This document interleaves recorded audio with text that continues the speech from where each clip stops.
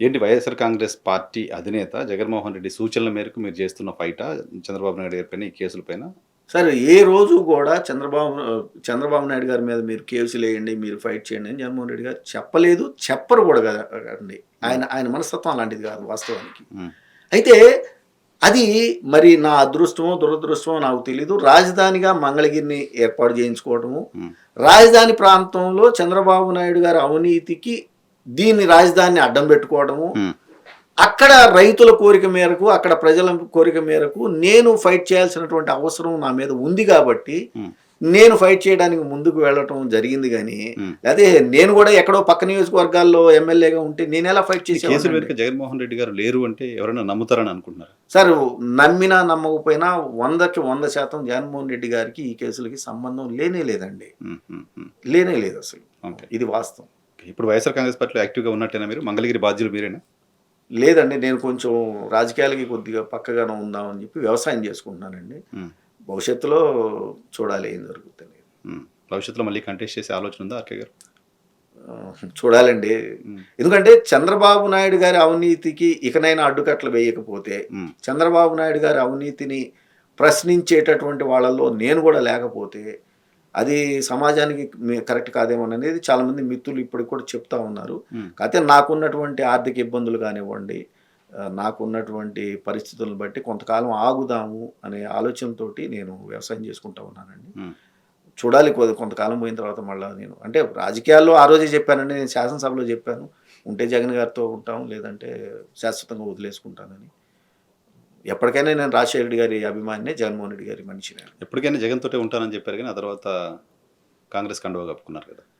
Sir అది కప్పుకోవటానికి 1, 2 reasons అండి. వాస్తవానికి నేను నాకు వద్దులేక రాజకీయాలని పక్కకెళ్ళాను. హ్మ్.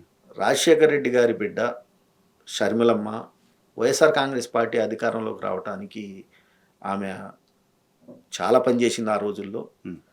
అలాంటి మనిషి ఒక్కతే కాంగ్రెస్ పార్టీలోకెళ్తే బాగుండదేమో! హ్మ్. తోడు ఒక్కళ్ళమన్నా ఉండాలి. నేను ఇవాళ రిజైన్ చేశాను గదా! అనే ఏకైక ఉద్దేశంతో నేను షర్మిలమ్మ గారి దగ్గరికి వెళ్ళటం. నేను షర్మిలమ్మ గారికి చెప్పుకున్నాను. అమ్మ నేను పోటీ చేయను. హ్మ్.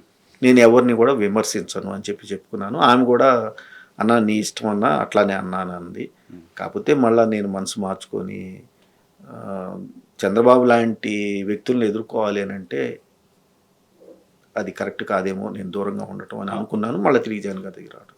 వైఎస్ షర్మిల గారు ఈరోజు జగన్మోహన్ రెడ్డి గారి పైన, జగన్మోహన్ రెడ్డి గారి కుటుంబం పైన అనేక విమర్శలు చేస్తున్నారు. రాజకీయంగా వైఎస్ఆర్ కాంగ్రెస్ పార్టీ కూడా ఇబ్బందికరమైన పరిస్థితిగానే చూస్తున్నాం ఆ విమర్శల్ని.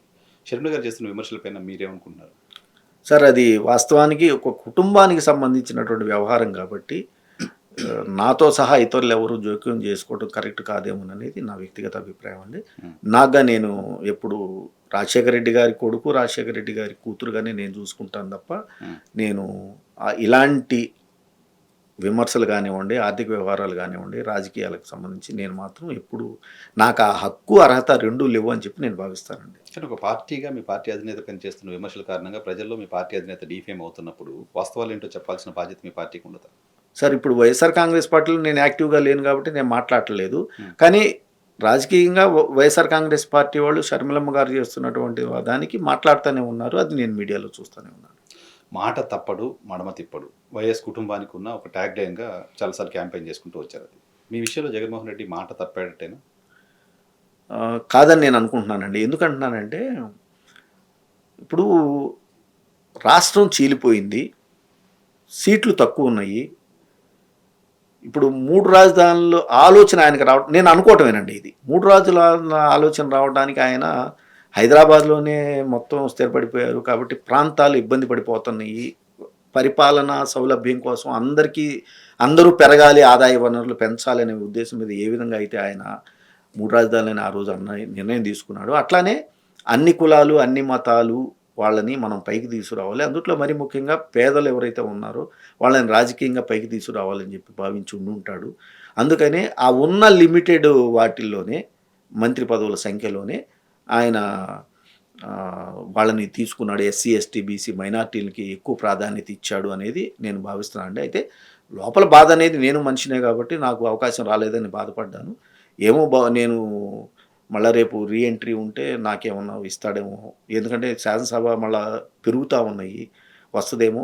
అయినా కూడా నేను ఎమ్మెల్యేగా ఉన్నా ఏ విధంగా పనిచేయగలుగుతాను, మంత్రిగా ఉన్నా ఏ విధంగా పనిచేయగలుగుతాను అనేది ఆయనకి తెలుసు.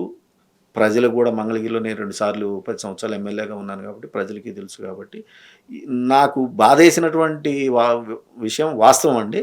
కానీ దాన్నే తీసుకొని ముందుకెళ్తే ఎట్లా మరి 40 సంవత్సరాలు 30 సంవత్సరాలు రాజశేఖర రెడ్డి గారు ఎంత పోరాటపడి ఎంత కష్టపడి పోరాటాలు చేసి ఆయన ఆ రోజున 2 సార్లు 2004లో ముఖ్యమంత్రి అయ్యాడు. అంటే వెయిట్ చేయాల్సినటువంటి అవసరం కూడా ఉంది కదా మనం ఆలోచన కన్నా అనే ఎస్సీ, భావనతో నేను ఎస్టీలు, వచ్చానండి. బీసీలు మిగతా వాళ్ళకి ఎవరికో అవకాశాలు కల్పించాలి అనే విషయం జగన్మోహన్ రెడ్డి ముఖ్యమంత్రి అయిన తర్వాత ఆయనకు తెలిసిందా? ఎన్నికల క్యాంపెయిన్‌లో రామకృష్ణారెడ్డిని మంత్రిని చేస్తానని ప్రజలందరి ముందు ఇచ్చిన వాగ్దానం. లేదండి ముందు కూడా ఉండుంటది.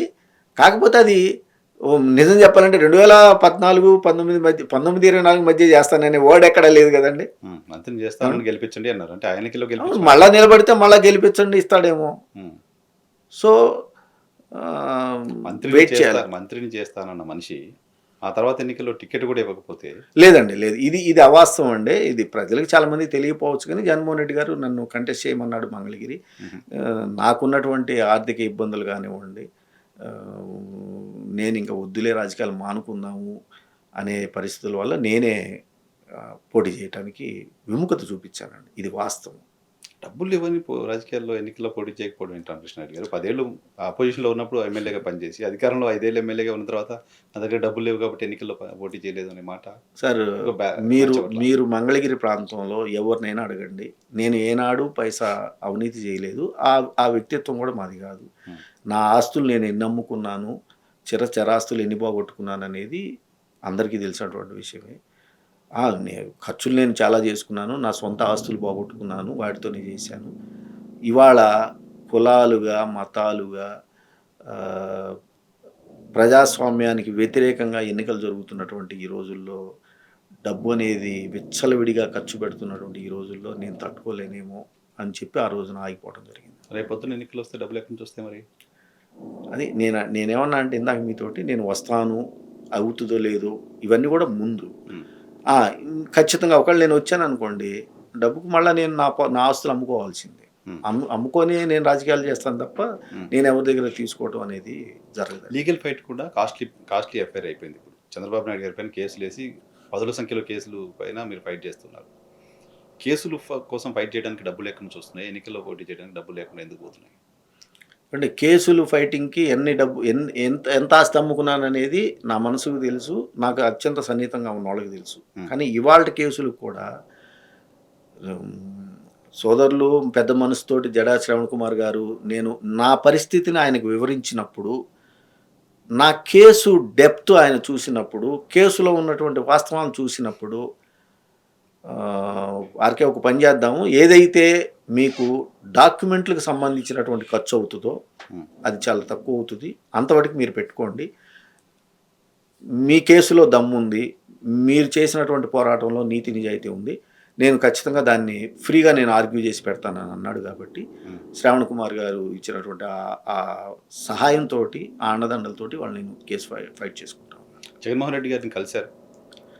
కలవలేదండి. అంటే ఎలక్షన్ అయిన తర్వాత ఒకసారి కలిసాను. తర్వాత నేను ఏ రాజకీయ నాయకుడి దగ్గరికి వెళ్ళట్లేదండి. నేను పూర్తిగా వ్యవసాయంలోనే ఉండిపోయాను. మీరు నేరుగా నారా లోకేష్ని టార్గెట్ చేసి, మీరు నేరుగా చంద్రబాబు నాయుడు గారిని టార్గెట్ చేసి పనిచేస్తూ వచ్చారు గడిచిన 10 ఏళ్ళ మీ పొలిటికల్ కెరీర్ అంతా ఇప్పుడు కూడా. రాష్ట్రంలో అనేక మంది వైఎస్ఆర్ కాంగ్రెస్ పార్టీకి సంబంధించిన నాయకులపైన కూటమి సర్కారు కేసులు పెట్టింది, రెడ్ బుక్లో పేర్లు పెట్టింది, చాలామంది జైలుకి వెళ్ళొస్తున్నారు. ఎందుకు ఆర్కేని పట్టించుకోవట్లేదు? ఆర్కే ఎందుకు సాఫ్ట్ కార్నర్ అయిపోయారా? ఆర్కే జోలికి ఎందుకు కూటమి సర్కారు రావట్లేదు అంటే? సార్ 2014, 2019 మధ్య నేను చంద్రబాబు నాయుడు గారి మీద చేసినటువంటి పోరాటం, రాజకీయ పోరాటానికి సంబంధించి చంద్రబాబు నాయుడు గారికి తెలుసు నా పోరాటం శక్తి ఎంతో, నేను ఏ విధంగా ఫైట్ చేశాను అనేది. అధికారంలో ఉన్నటువంటి చంద్రబాబు నాయుడు గారు సమస్తం వెతికిచ్చాడు, సమస్తం చెక్ చేయించాడు.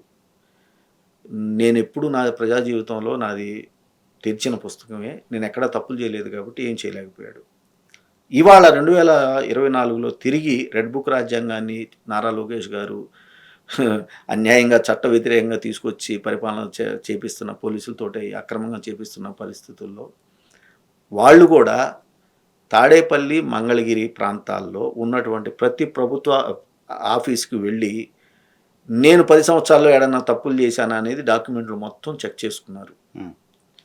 ఎక్కడా ఎటువంటి తప్పులు ఉండవండి. ఉమ్, ఎవరన్నా నాకు అర్జీ ఇస్తే మాకు ఒక రోడ్డు వేసి పెట్టండి అని చెప్పి నేను ఆ సంబంధిత అధికారికి please check and do the needful based on rules and regulations only అని చెప్పి నేను సంతకం రాసి ఇచ్చేవాడిని అండి. ఉమ్, ఉమ్, అంటే టెండర్లు కానివ్వండి, చేసిన పనుల్లో అవినీతి లేదు, పిలిచిన టెండర్లో అక్రమాలు లేవు, ఇవన్నీ వాళ్ళు చూసుకున్నారండి. ఉమ్, చివరికి ఏమీ దొరకకపోయేసరికి తెలుగుదేశం పార్టీ ప్రధాన కార్యాలయం మీద జరిగినటువంటి దాడిలో నాకు సంబంధం లేకపోయినా ఉమ్, ఏమైనా ఉంటే రికార్డులుగా చూపించాలి కదండి. నా సెల్ ఫోన్ లొకేషను లేకపోతే నా టీవీలో నా సీసీటీవీ ఫుటేజ్లో ఏవో చూపించాలి కదా.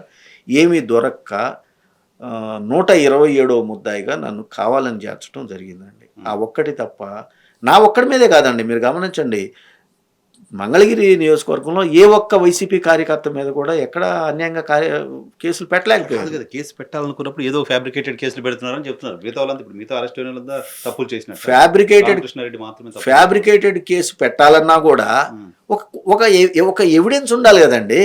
ఉమ్, ఒక చిన్న ఎవిడెన్స్ అన్న ఉండాలి కదా. ఒక చిన్న తప్పు అన్న జరిగి ఉండాలి కదా. ఉమ్, ఉమ్, ఆ తప్పు ఎవిడెన్స్లు కూడా మీకు ఉండవు, దొరకవు. ఎందుకంటే లేదు, ఆ వ్యక్తిత్వం కాదు నాది అసలు. ఉమ్, సో అందుకని నన్ను ఏం చేయలేకపోతున్నాడు ఆయన. నన్నే కాదు, ఎవరు అలా ఉన్నా కూడా ఎవరు ఏం చేయలేరు. ఉమ్. ఇది వాస్తవం. సో అరెస్ట్ అయిన వాళ్ళంతా వాళ్ళే కొంత తప్పు చేసి ఉంటారా, లేకపోతే ఏదన్నా పొరపాట్లు జరిగి ఉంటే, ఒక పొరపాటు జరిగింది అనుకోండి, చిన్న పొరపాటు, దాన్ని పెద్దదిగా చేయటం, అనేక సెక్షన్లు పెట్టడం, ఇలాంటివి చేసుకొని రెడ్ బుక్ రాజ్యాంగం తీసుకెళ్తా ఉన్నాడు కదా ఆయన. మరి అదే రెడ్ బుక్ రాజ్యాంగం నా మీద కూడా పెట్టవచ్చు కదా. ఏమీ దొరక్క పెట్టడానికి చేసింది చివరికి ఆ తెలుగుదేశం పార్టీ ఆఫీస్ దాడిలో నా పేరు 127వ నెంబర్గా పెట్టడం జరిగింది. ఓకే, చివరిగా జగన్మోహన్ రెడ్డి మళ్ళీ అధికారంలోకి వస్తాడని నమ్ముతున్నారా? ఖచ్చితంగా జగన్ గారు మళ్ళీ ముఖ్యమంత్రి అవుతాడండి. ఉమ్, ఎందుకంటే మీరు ఈ 2 సంవత్సరాల పరిపాలన కాలంలో చంద్రబాబు నాయుడు గారు కూటమి ప్రభుత్వం చేసినటువంటి వాగ్దానాల అమలు ఏ స్థాయి వరకు చేశారు ఈ 2 సంవత్సరాల కాలంలో అనేది నాకన్నా రాజకీయ నాయకుల కన్నా ఆ లబ్ధిదారుడు చెప్పగలుగుతున్నాడండి. ఏమండి? ఉమ్, సో ప్రజలు తీవ్రమైనటువంటి అసంతృప్తితో ఉన్నారు. ఉమ్, కంపేర్ చేసుకుంటున్నారు, జగన్ గారు ఏమి చేశాడు, ఇప్పుడు ప్రభుత్వం ఏం చేస్తుంది, ఆ టైంలో మేమేం లబ్ధి పొందాం, ఇప్పుడు ఏం లబ్ధి పొందలేకపోయాము అని. ఏమండి? ఒకటి. రెండవది, ఇవాళ ప్రతి ఎమ్మెల్యే కూడా 100 కోట్ల రూపాయల అవినీతి చేస్తున్నటువంటి సమయంలో ఉమ్, రోజు రోజుకి ఈసారి టెక్నాలజీ పెరిగిపోతున్నప్పుడు ప్రజలు టెక్నాలజీని అర్థం చేసుకున్నటువంటి సమయంలో ఏ చిన్న తప్పు చేసినా అందరికీ అర్థమైపోతుంది. కాదు, కొంతమంది బయటికి చెప్పగలుగుతారు, కొంతమంది చెప్పలేరు. ఏమండి? ఇలాంటి పరిస్థితుల్లో 100 కోట్ల రూపాయలు చట్టానికి, రూల్స్కి, రెగ్యులేషన్స్కి వ్యతిరేకంగా ఎమ్మెల్యేలు మంత్రులు సంపాదిస్తున్నటువంటి తరుణంలో అది ప్రజలకు అర్థమైపోతూ ఉంది. ఆ సంబంధిత అధికారులు భయపడిపోతా నోట్ ఫైల్ అనే సిస్టంలో మాత్రం వాళ్ళు రాసుకుంటున్నారండి. ఆ నోట్ ఫైల్స్ రేపొద్దున బయటకు వస్తే మాత్రం వీళ్ళందరూ దొరికిపోతారు. ఓకే, ఒక భయం ఉంది వైఎస్ఆర్ కాంగ్రెస్ పార్టీ అంటే. ఒక మిడిల్ క్లాస్లోను, కాస్త బిజినెస్ సెక్షన్స్లోను, అమ్మో మళ్ళీ వైసీపీ వస్తే అని ఒక భయం ఉంది, ఉందా? ఎందుకు ఉంటుందండి? అమ్మా వైసీపీ రావాలి అనే ఆతృత ఇవాళ కనపడుతుంది తప్ప రెండోది లేదని చెప్పి నేను వ్యక్తిగతంగా భావిస్తున్నాను. గతంలో అటువంటి భయాన్ని మీరు క్రియేట్ చేసిన మాట నిజం కదా, మీ పార్టీ రాష్ట్ర వ్యాప్తంగా అటువంటి భయం? అలాంటిది చంద్రబాబు నాయుడు గారు తనకున్నటువంటి మీడియా ద్వారా గ్లోబల్ ప్రచారం చేయడంలో ప్రసిద్ధుడు కాబట్టి అది సృష్టించగలిగాడు అనేది నేను నమ్ముతున్నాను. సృష్టించిన అపోహ బయట పోయిందా ప్రజలకి? ఎలా పోయిందనంటే ఇవాళ చంద్రబాబు నాయుడు గారు తనకు తాను తెలియకుండానో లేకపోతే తనకు తాను తెలుసో ఇవాళ బయట ప్రపంచానికి ఈ 2 సంవత్సరాల తన పరిపాలన ద్వారా బయటపడిపోయాడు ఆయన. అదే అర్థమైపోయింది వాళ్ళు. అందుకే మళ్ళీ తిరిగి జగన్మోహన్ రెడ్డి గారిని మనం అధికారంలోకి తీసుకురావాలి, పొరపాటు చేశామని ఓటరు రీథింకింగ్లోకి వచ్చాడనేది నేను భావిస్తా ఉన్నాను.